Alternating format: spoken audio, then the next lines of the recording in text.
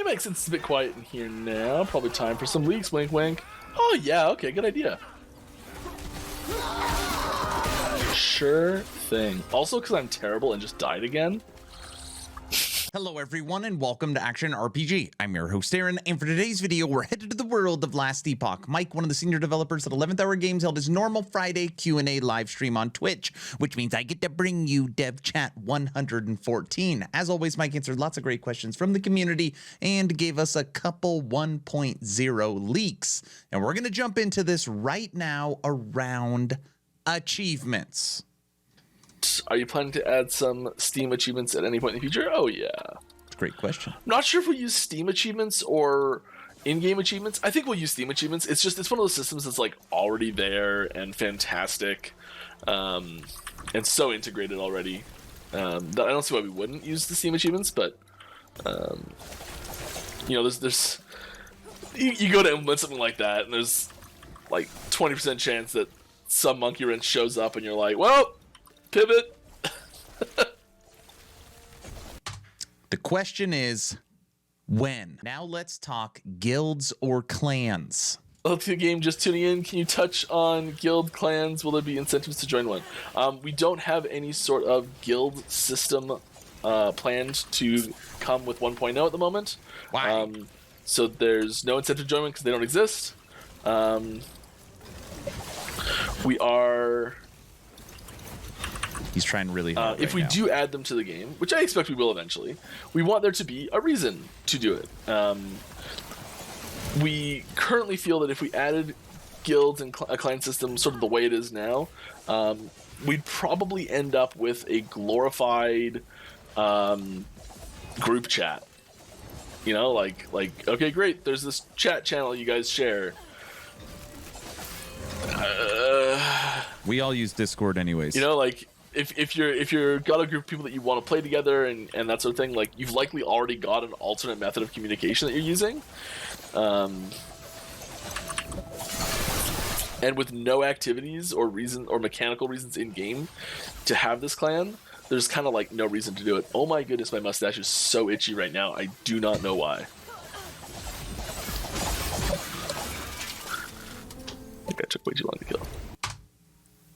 We'll stop it right there. Guilds or clans, Last Epoch's going to call it clans, I believe, will come in the future, but not 1.0. Now, during the stream, Mike was talking about transforms. So he was discussing Druid and he was Lich, and then I made this comment. Maybe in the future you can transform into a Falcon. The Falcon is a minion skill. Just to be clear. Okay. That's all he said. That has never been said before. We have been told that the Falcon will be completely different than anything we've seen. Maybe the Falcon's always circling around. Maybe the Falcon's doing other things. That dumb question I said, or I guess more of a statement, maybe you could transform into a Falcon, got us that Falcon is for sure its own skill, and it's a minion skill. We're going to allow Mike to ramble for a second, but if you had any doubts that an update to Shaman is coming, he's going to confirm that again here and take us in to our first leak. We are currently working on some... What am I doing? We are currently working on updates to a couple little things in Shaman right now.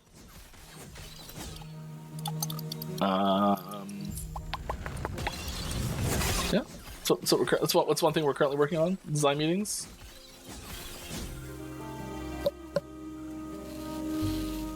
Here it comes. We can check out this too. Here, I don't think it lines up as well on the screen, but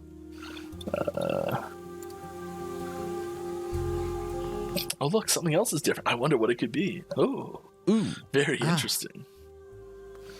So as you can see with, I'll put them both up at the same time. Here it comes. We are updating our... So we just move these to the center so you can see them better. Oh, come on. we are updating our quest display and minimap panel for UI. So you'll be able to have a little bit more control over. You can see up here, these little pin icons.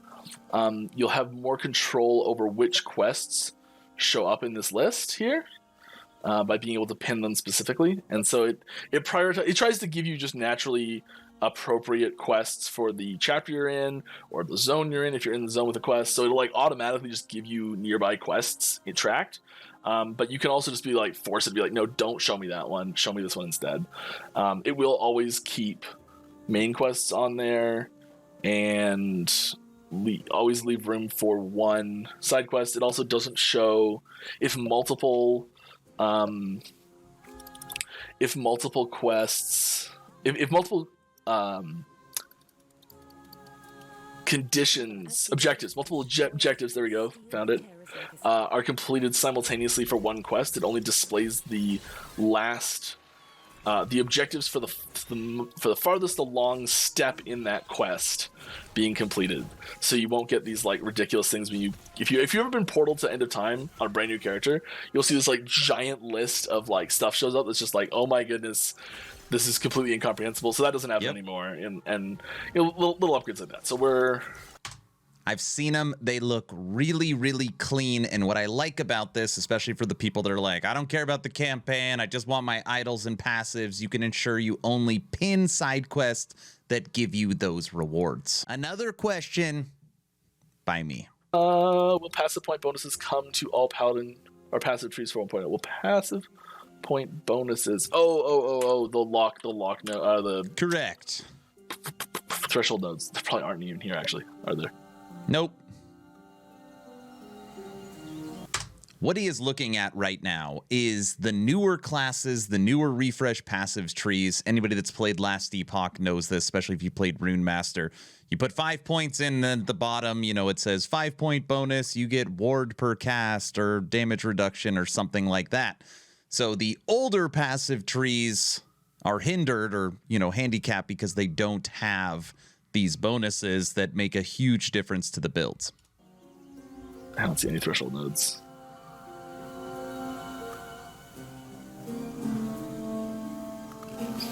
I don't. It takes a fair bit to like really drill down into a passive tree and figure out where the changes to that are coming and where like really good places to put things are. Mm-hmm. And it's not something that's done lightly. I don't know if we have enough design time to implement those types of nodes, the threshold nodes. So it's like a node where it gives you like 1 strength per point, but at 5 points, it also gives you 10% movement speed or something like Correct. that.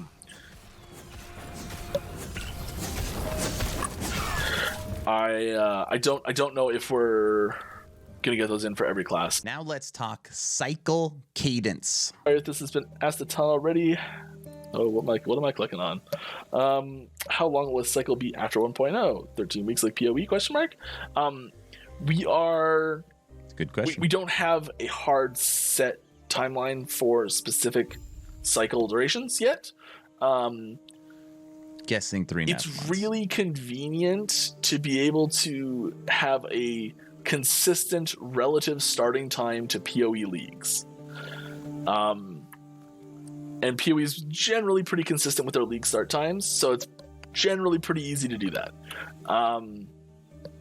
We don't want to tie ourselves too strictly to PoE league starts. Like we don't want to say, okay, well, you know, there's a PoE league every 13 weeks, so you know, every 13 weeks offset by 6 weeks, we're gonna start one of our own cycles. You know, like we don't want to do that. Makes sense to me. Strictly. I think that the timing they have on theirs is generally pretty good, and they've probably spent a lot of time and money figuring out why that number is pretty good. They also have so much more experience and backlog of awesomeness features that they've like just got in the bank ready to go that allows them to make really awesome cycle or leagues really quickly. and we've been trying to match, that's a wrong word, but emulate that style quite a bit with our patching system for the last few years. So we've been practicing a similar type of cyclical patching, and so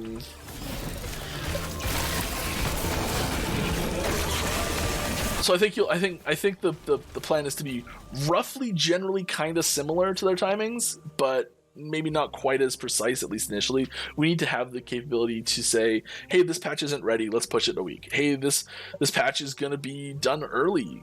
Well, no, that won't happen.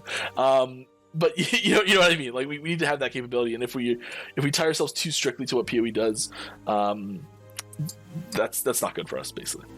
Yeah. Or here's the flip side. They've delayed, but we're ready to go. Do we also delay? Type thing. Probably not. Hopefully not. What do you think about that, puppy? What do you think? Good answer? A topic came up towards the end of the stream on shattering runes and why we need runes, why can't we just spend gold? And then Mike said this. Having said that, I'm pretty sure we doubled the number of shattering runes that get populated into shops right now. I don't know exactly what happened with them, but last time I looked, they were way higher on the test builds. And maybe that I shouldn't have said that, because maybe they're just high on the test builds for test builds. You shouldn't. I think they're going did. Normal vendor has 4, double would be 8. All right, everyone. Unfortunately, we have come to the final leak of Dev Chat 114. Mike, as always, thank you for these Friday live streams. The community truly appreciates it. I appreciate it. You are a good guy. I've got 2 asks at the end of the video, and then I'm going to allow Mike to take it out, showing us this final cool leak and answering a couple cool questions. Ask number 1. I'm hoping today is the day I have earned your subscription. I'm hoping today is the day you make the decision to push that little red button. I even brought my puppy in. Well, technically, the puppy came in, and then I showed her off. Anyways, if you think I've earned it, consider subscribing. I would really appreciate it. Ask number 2, check out my Patreon. Thank you to the first 92 members that have signed up. I get asked all the time, what's the best way to support? And Patreon is it. You get the most bonus content, including the ability to live stream audio and video with me over Twitch. You get access to the VIP lounge, all the content for only Patreons, and it supports me. First link in the description. Now I'm done. Enjoy this final leak. Mike, take it away. Here is a new creepy boy. This is concept art for an enemy that is coming to the game. A new enemy. What is the design decision with gifting items but only being able to do so when the item was looted while within a party? Any plans to add shared stashes or something like that? So it's essentially, we don't want to create an open free trade market. That's something we don't want to do. Something we do want to do is allow people that play very frequently with 1 or 2 people, or just a tight-knit group of people, like maybe 3 or 4 or 5 people, whatever, but just people who frequently play with the same people, being able to help them out and to share your stuff with them as you're playing is something we do want to have. So how do we create a system where you can share items with your friends but can't implement free trade? Well, the item has to drop while you're playing together. Then if you do check out the Trade Factions devlog that came out 8 months ago now, and in the bottom of that, there's a section that talks about resonances. A resonance is an item, someone just posted it, thanks Kane. A resonance is an item that lets you add someone to the list of tradable or giftable people that an item has. So when an item drops, it says here are the people that it's giftable to. A resonance, you can apply resonance to an item to say, here, also add this person to the giftable list, and then you can gift it to that person. Now that resonance item will only drop after you've played a significant amount of time with a specific person. So if you and I play together for a long time, we'd each likely, and they're not perfectly hard timed, there's some slight randomization in that, so we'd each get a resonance for the other person very close together, but not at the exact same time necessarily. And so that resonance is specifically linked to the other person. So I would be I'd get a resonance for you, you'd get a resonance for me, and we could each give each other 1 item if we wanted. Now, just the follow-up question that always comes after I explain this is, cool, can I, as a Circle of Fortune player, give an item to my Merchant Skill friend, or as a Merchant Skill player, can I give an item to my Circle of Fortune friend? Yes, however, gifting an item does not change the item at all. So if an item has a Merchant Skill requirement to use it, and you gift it to someone, that person needs to be currently representing Merchant Guild at a high enough rank in order to use it still. It does not remove that requirement. The requirement does not prevent gifting, but it also isn't removed upon gifting. I hope that's clear.